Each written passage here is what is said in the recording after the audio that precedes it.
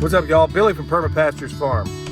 All right, this is an orchard, a permaculture orchard on each side of this driveway. The driveway's a little bit washed out right now, but after that hurricane, that manufactured hurricane, it looks like we're able to get rocks again. So I'll be fixing that. But that's not what this video is about. We're going to take a brief tour into the food forest over there that's about a few years along now, and I think you're going to be shocked by it. But anyway, this is the orchard. I'll do another video, and it skirts each side of the driveway, and I'm pretty happy with it. Anyway, as we go down here, on this side of the driveway, what I got going is the sheep are taking care of all the maintenance that has to happen on that side of the orchard. So whatever they don't do, you got to do. So we employ the animals, in this case using what Joel would call the sheepness of the sheep, to handle all of our management. You got to love that. And then of course there's a demarcation point where it stops being an orchard and starts becoming a food forest, and that's what happens over here. So we're just going to kind of take a brief tour through here. Not going to be extensive, but look, we got an apple here, and of course it's wanting to be very, very vegetative, okay?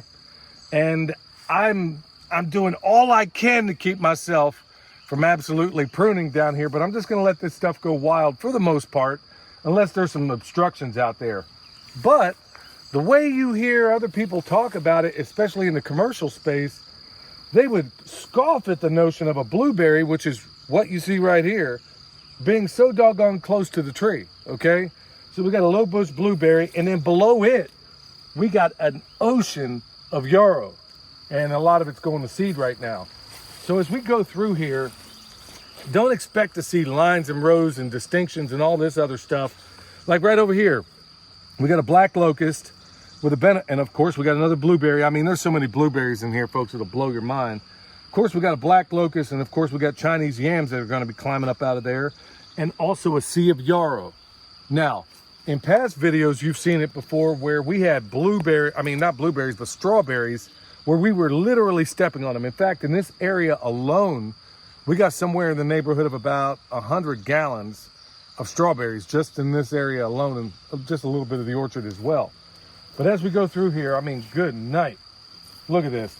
Blueberries blowing up like nobody's business. And supposedly, you got to separate your acid and alkaline everywhere, but we don't seem to have that problem out here. You know, wow. I mean, it turns out that everything that they tell you isn't necessarily the truth.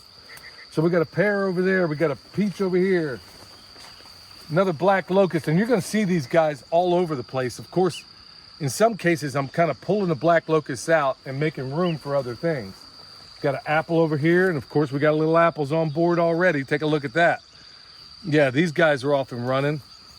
A lot of stuff in here that prefers to be vegetative. And of course, we got black locusts popping up everywhere. And right under here, look at this. Okay, yeah, blueberries, my favorite. If you don't look, blueberry everywhere. And when I say blueberry, I'm using that kind of generically because there's so many cultivars of blueberries out here, it'll absolutely blow your mind. As we get down over here, we got more of the same. I'm not going to go through an extensive video today, but we got all kinds of medicinal stuff, you know, tons of comfrey. And if you need any, I think we got some at the website right now. Got a cherry, a peach over there, another peach over there. I mean, there's peaches on them the whole 9 yards, but the blueberries are the ones that are absolutely positively blowing up. Now, I want to stop for a moment because right here is the remnant of the last vestige of Chinese silvergrass that was down in this orchard. I mean, in this food forest. And as you can see, it's struggling right now. It's not, I mean, if you were to look at this, if you were to do an aerial shot, 360 all the way around this farm, you're going to see this stuff taking over every mountainside. Every place where you see compaction, everywhere where you see a, you know, open field, you're going to see this stuff growing like crazy. Nothing eats it, and of course the government brought it in. Well, Michelle found out a long time ago that this stuff really didn't like a high fungal environment. Any area where you have a lot of trees, what are you going to have? Or what should you have? A high fungal environment. So this guy's like, I think I can, I think I can, I think I can. And I'm telling you, no, you can't, no, you can't, no, you can't. Can't stay here. So you can go somewhere else, but it can't be here. But you can see this is the last little bit of it that's left on this property. Got oregano, thyme, rosemary, yarrow, blueberries. You can't walk 2 steps without hitting a blueberry. And of course, got another nitrogen fixer right here. So as we go down a little bit, I want to show you one of the newer additions that we have over here. Another cultivar of blueberry, another cultivar of blueberry. We should have an absolute bumper crop of blueberries this year. And as you can see, folks, there's no distinctions. It's like we put it in and we let nature kind of figure out where it wants to be. Look, it hasn't been all success, but for the most part it has. I mean, there's been a couple of trees I've had to replace, but by and large, as we made it more fungal dominant down here, we're finding things that absolutely love being here. Now, this is where we did our instant garden last year. You can see where the wood chips stop and of course the straw begins. And I don't know what we're going to do with it again this year. Maybe we'll do another instant garden and demonstrate just how easy it is. But as you can see, there ain't no weeds growing in here. The only thing growing up in the middle of here is this goji berry I put in a while back. In fact, there was a tree here once upon a time.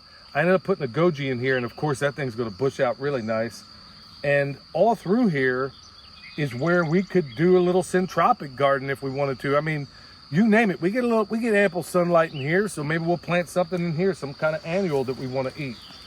Another nitrogen fixer. And of course, like I said, I'm kind of trading out the black locust and putting in something that's something I can coppice, something, you know, oh my goodness, look at this blueberry over here. And of course, look at this rosemary.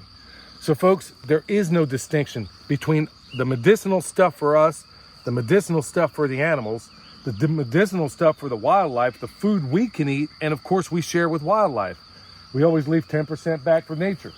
So as we go down a little bit, look here. And I gotta get that, let me get this weed out of here.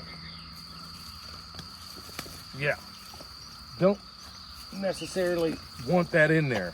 But there's that horizontal beehive that we got from Adam Martin a while back. And of course, I'm just gonna leave that there to break it down.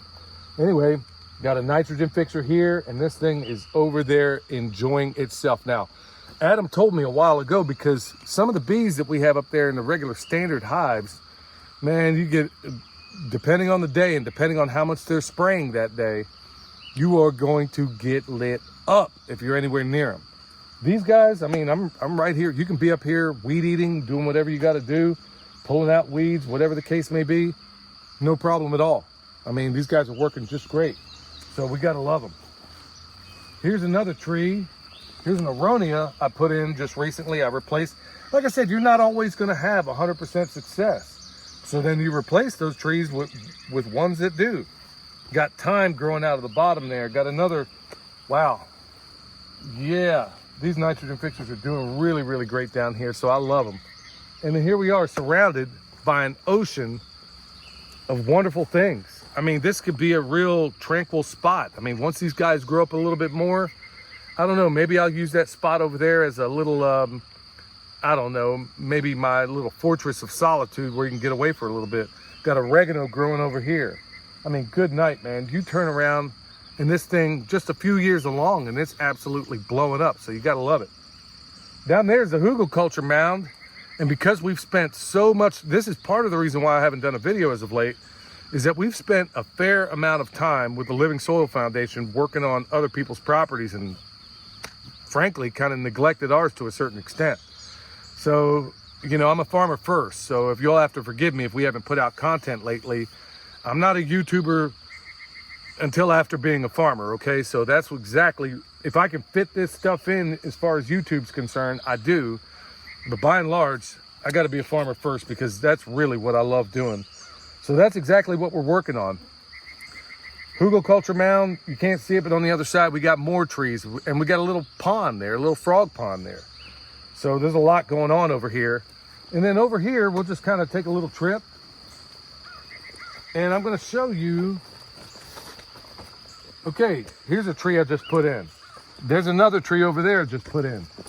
Is it the best time of year to put them in? Absolutely, positively not. But I'm less concerned about it down here in the food forest because this, it's so fungal dominant, it'll blow your mind if you were to look at it under a microscope. And of course that current, Michelle just froze. I don't even know how many currents over there. But the reason why I'm less concerned, and of course I'll cover this up with some wood chips here before long, is because there is so much moisture in the ground. Even though I'm planting at a time of year I would never consider doing it in other locations, I know that it's going to need little, if any, water from me at all, because there's so much water retained into the ground here because of all the life we have in the soil. Remember, for every 1% of organic matter that you put into that soil, that's the equivalent of an Olympic-sized swimming pool per acre. Okay, so there's yet another reason why you want to store that water in the ground just by doing good management. And of course, man, I couldn't be happier. I mean, there's some maintenance that needs to get done down here, but hey, you're gonna have things that don't always make it, and here's one of them too. So you replace the ones that don't with the ones that do. And so let's go over here and just kind of take a look at this, because the orchard, this area will eventually be a pond. And right now we got the sheep down in here doing all the work we don't want to do. They're dressing that side of the orchard over there, and after a while, now not anytime soon, these guys will ultimately be over here. They don't have access to this right now, but in time, and if I feel it warrants it, and when these blueberries of course are tall enough, because I got these little metal rings that I put around blueberries when I'm going to have sheep in the orchard or something like that. I don't have anywhere near enough of them, and it would be a nightmare to even let them in here. Chickens, on the other hand, I could let them in here, but I don't have to. No pest issues to speak of. You know, we got a problem here and there, but nothing for the most part. And look, no chemicals, no drugs. The only thing I put out here is the compost extract, which I drink a certain part of every single day. That's the only thing that goes out here. And we don't have any problems, despite the fact that every single day they're dropping this garbage from the sky. And we still have, I mean, good night. I mean, we got peaches on here right now. Like I said, sorry for it's been so doggone long. I wish I could have recorded something, but it's just been, yeah, it's a struggle just to get enough rest, okay? It's pretty doggone busy, because not only are we playing catch up, we're still trying to do the normal things that we would ordinarily do. So, yeah, give us a little bit of grace on that one. All right, y'all, if you need any of the bone sauce that we put on these trees to help keep the deer and the rabbits out, you go see us at the website. You need any of this comfrey that's growing all over the place, of course, the website, rice knives, you name it, the website. That stuff goes pretty fast this time of year, so hopefully we got some. All right, y'all, it's been a joy to be back, and hopefully I can make more time to do more content, because we got some really cool stuff to show you this year. All right, until next time, this is Billy from Perma Pastures Farm, where permaculture is my passion. We'll see you next time.